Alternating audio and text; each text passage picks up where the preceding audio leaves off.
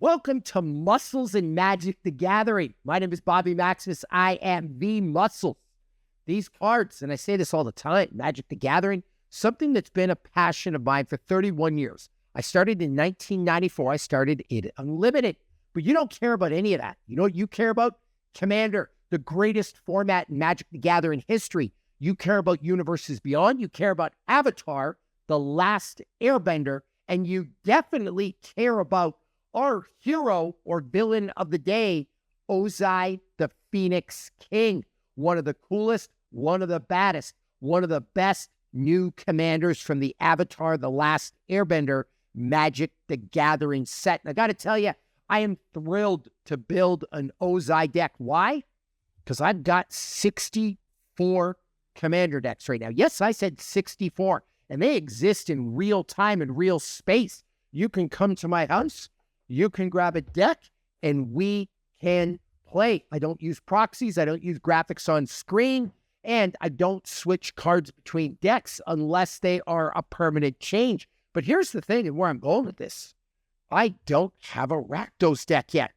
I do not have a black and red deck, and I feel like I finally found my Rakdos commander. So with that in mind, let's talk about Ozai, and let's talk about how I would build Ozai and the cards that I would include to give you the best Ozai the Phoenix King deck ever. It costs 2 colorless, 2 black, and 2 red. It's a legendary creature, a human noble. It's a 7/7. It's got trample, firebending 4, which means every time you attack, you get 4 red mana. You lose it at the end of the attack phase, and haste. And if you would lose unspent mana, that mana becomes red instead. Ozai has flying and indestructible as long as you have 6 or more unspent mana. So this right here, you know how this deck's going to win? Commander damage. I mean, you could use a Torment of Hailfire. You could use a Crackle with Power. Those are certainly great includes. And I actually put a Crackle with Power in my honorable mentions, if you will. I'll get to that in a minute. You could certainly rack up mana and win a game that way. But I think this would be super fun to win with commander damage. So that's what I'm going to focus my build on. And we're going to talk about 3 main areas. We're going to talk about cards that generate a ton of mana. We're going to talk about cards that give you extra attacks. And then cards that either double or triple your damage or give you double strength. Those are going to be our 3 main areas today for Ozai the Phoenix King. But let's go over some honorable mentions before we start, all right? First of all, we're going to add a little bit of Avatar flavor. Azula, Ruthless Firebender. Firebending 1. Whenever Azula attacks, you may discard a card. Then you get an experience counter for each player who discarded a card this turn. And then you pay some mana until end of turn. Azula gets +1/+1 for each experience counter you have and gains menace.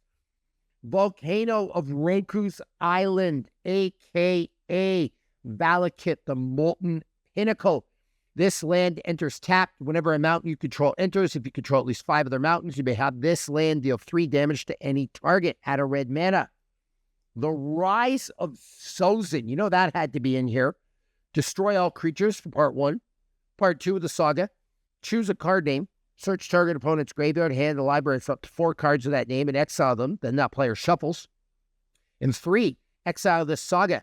Then return it to the battlefield transformed under your control, and it turns into Fire Lord Sozin. Menace, Firebending 3.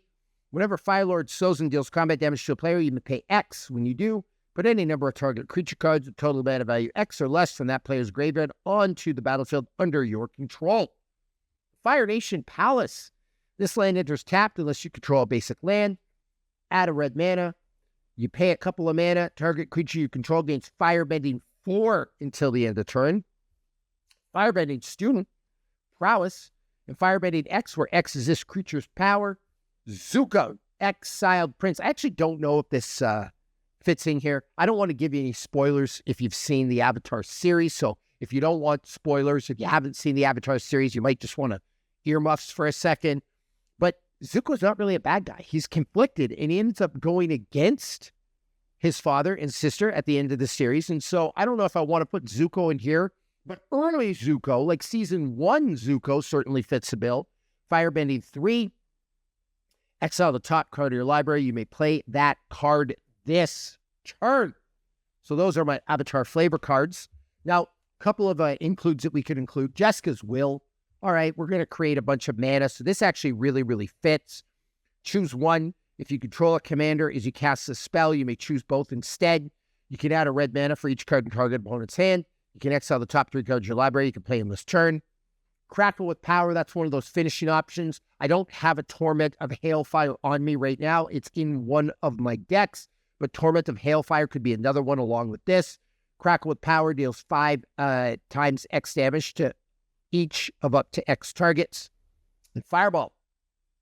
Fireball's X damage total divided evenly among any number of targets. Pay 1 extra mana for each target beyond the first. All right. Couple more honorable mentions. We got a lot of honorable mentions in the show today. Just ways to generate or keep mana. Neheb Dreadhorde Champion. I've featured this in a bunch of these firebending type decks, but it's got trample, and whenever it deals combat damage to a player, you may discard any number of cards. If you do, draw that many cards and add that much red mana. Till end of turn, you don't lose this mana as steps and phases ended. Ashling, Flame Dancer. You don't lose unspent red mana as steps and phases end. It's got Magecraft. Whenever you cast or copy an instant or sorcery spell, discard a card, then draw a card. This is the second time this ability has resolved this turn. Ashling Flame Dancer deals 2 damage to each opponent and each creature they control up to third, add 4 red mana. Then Birdie, the God of Storytelling. Whenever you cast a spell, add a red mana. Until end of turn, you don't lose this mana as steps and phases end. And creatures you control can boast twice during each of your turns rather than once. So we got Birdie. So those are our honorable mentions. Now it's time to get to the meat and potatoes of the show. And I promised you 3 areas with Ozai. Number 1 is mana production. And the first card up, one of my favorite cards, Seething Song. You pay 3 mana, 2 of them being colorless, 1 being red, and you add 5 red mana to your mana pool. The next is Mana Geyser, beautiful secret layer version. Add a red mana for each tapped land your opponents control. We've got one of the greatest mana generators ever, the Crypt Ghast. It's got Extort, but I'm not worried about that. Here's the only thing I care about with this card for this deck. Whenever you tap a swamp for mana, add an additional black mana. And check this out. You pair that with Urborg Tomb of Yawgmoth, you are getting all the mana. I almost always pair Urborg and Cabal Coffers together. Sorry, I didn't show Cabal Coffers. I am way ahead of myself. I apologize. You do not pair Crypt Ghast with Urborg Tomb of Yawgmoth. You pair Urborg Tomb of Yawgmoth with Cabal Coffers. Great combo here. Turn all your mountains into a swamp as well, and then you can use Cabal Coffers, and you get all the mana. But I got to tell you, even though I completely butchered that, I am so excited for this commander, I couldn't even talk right. These 3 cards combined, you have those on the battlefield, you are going to have absolutely 0 issue creating just a ton of mana, again, to use with that Crackle of Power, to use with that Torment of Hailfire. And then we have Dark Ritual, the OG, one of the greatest mana ramp cards of all time. So to quickly review that, because I did butcher it a little bit, I apologize. Muscles, all the brains, see, I can't even talk. Muscles, all the blood is not in my brain. It's down here. But we have a Dark Ritual, an Urborg. I hope you're enjoying me butcher this, by the way. We got a Cabal Coffers. There we go. A Seething Song, a Mana Geyser, and a Crypt Ghast. So that's the way we're going to produce a ton of mana. Now, I promised you some extra attack cards. Here's some of my favorites. Morag, the Fury of Akum. Each creature you control gets +1/+0 for each time it's attacked this turn. Whenever a land enters the battlefield under your control, if it's your main phase, there's an additional combat phase after this phase. At the beginning of that combat, untap all creatures you control. Bloodthirster, insane card. Fine. Trample. Whenever Bloodthirster deals combat damage to a player, untap it. After this combat phase, there's an additional combat phase. Bloodthirster can't attack a player. It's already attacked this turn, but luckily there's a bunch of people in pods, so you can go after everybody. Savage Beating. Play only during your turn and only during combat. Choose one. Creatures you control gain double strike until end of turn, or untap all creatures you control. And after this phase, there's an additional combat phase. Combat Celebrant, one of my favorite cards. If Combat Celebrant hasn't been exerted this turn, you may exert it as it attacks. When you do, untap all other creatures you control. And after this phase, there's an additional combat phase. And the OG, and there's going to be ways I think you can go unlimited attacks with this, with Ozai. There's going to be some bunch of ways, but pay 5 mana, untap all creatures you control. After this main phase, there's an additional combat phase followed by an additional main phase.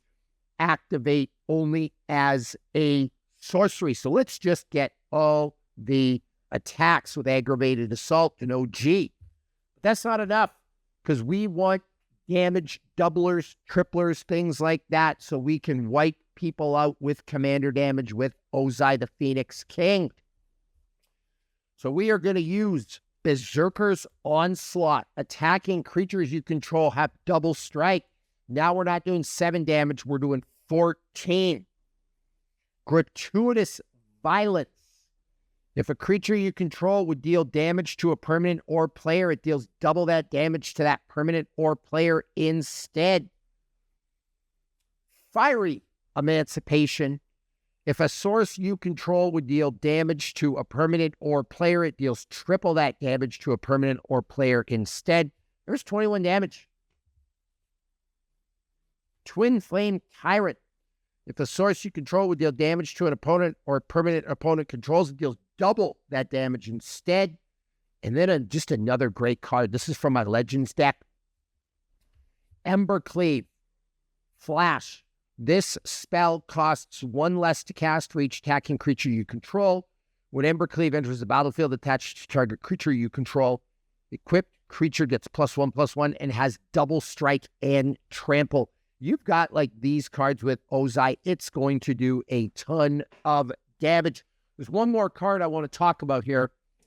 I do not have a copy of it right now because it's honestly not a card I play with a lot, because it's got a really high casting cost, but it is City on Fire.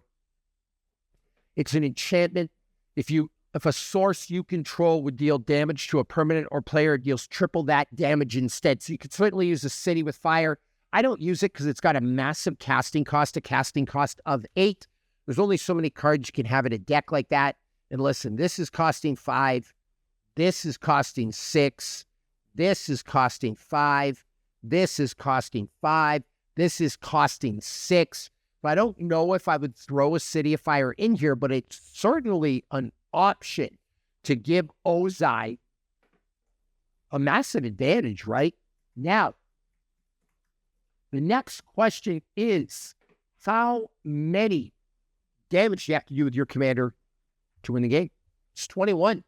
So if you have Ozai and you have a couple of these on the battlefield or a couple of extra attacks, you're going to win. And this is really hard to deal with because as long as you can generate the mana, it's going to have flying and indestructible. And I didn't think about it, but now that I'm like kind of putting this deck together in my head that I am, how about something like, and I'm going to look at it right now, but a Brotherhood Regalia, right? Equipped creature has Ward 2, is an assassin, and it can't be blocked. Maybe you throw in a Secret Tunnel for some Avatar flavor there, a Rogue's Passage. Great way to make Ozai just unbeatable. So again, to recap, we've got Zuko, Firebending Student, Fire Nation Palace, Firelord Sozin, not Firelord Sozin, the Rise of Sozin. We have Azula, and we have the Volcano of Roku's Island. We got a Fireball. We got a Crackle with Power. We got a Jeska's Will. Do not forget your Torment of the Hailfire. We have a Burgundy. We have an Ashling. We have a Neheb. We've got a Cryptghast. We've got a Mana Geyser. We got a Seething Song. We got this pair, which I messed up earlier, Cabal Coffers and Urborg Tomb of Yawgmoth. And we got Dark Ritual. We got some extra attacks. Aggravated Assault, Combat Celebrant, Savage Beating, Bloodthirster, Morag. And then we have the Twin Flame Tyrant, the Ember Cleave, Berserker's Onslaught, the Gratuitous Violence, the Fire Emancipation. All right. Beyond that, for Ozai, the Phoenix King, I mean, you stick a bunch of tutors. I'm a big fan of tutors. Best 3 ways you're going to win the game of Commander. Not necessarily the best 3 ways, but the best ways to make your deck competitive are tutors, mana ramp, and card draw. So imagine we threw in an Imperial Seal, a Demonic Tutor, an Insatiable Avarice, a Diabolic Intent, a Vampiric Tutor. There's 5 great tutors. Threw in like a Deadly Rollick. Threw in some red staples, maybe like a Deflecting Swat. Like, what an incredible start to an Ozai, the Phoenix King deck. And I totally forgot a Doubling Cube. I didn't pull it from my deck. I've got it. Let me see where that is for you. All right, I'm going to my mock field. By the way, I will put a link to my mock field in the show notes. You can see all my 64 Commander decks. Looks like I have, let's see here. Let's pull up. I have 2 Doubling Cubes, all right? So we're obviously going to want to put a Doubling Cube in here to double our mana. Again, that's going to work really well with Crackle Power and Torment of Hailfire and Ozai. So there you have it. That is exactly how I would build an Ozai the Phoenix King deck. Do me a favor. I'd love to hear from you. So actually, I'm going to make a couple of asks right now. So I'm working real hard as an official Magic the Gathering ambassador to make you content. Subscribe. Smash that like button. Making content's not easy. I can use all the support I can get. And I want to make this the biggest, the best, the most educational, the most fun Magic the Gathering channel in the multiverse. Recommend me some cards. I can use the help.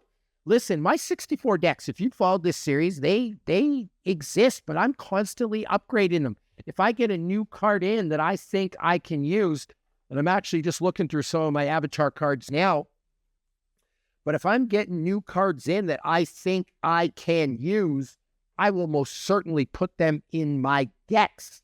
So make some recommendations. I'll probably use them, to be honest with you. And then finally, share the channel with as many people as you can. Like I said, I have a goal, I have a mission to make this the biggest, the best Commander channel in the history of Commander. So help me out. Again, subscribe, card recommendations, recommend the channel, and I will see you for the next episode of Muscles and Magic the Gathering.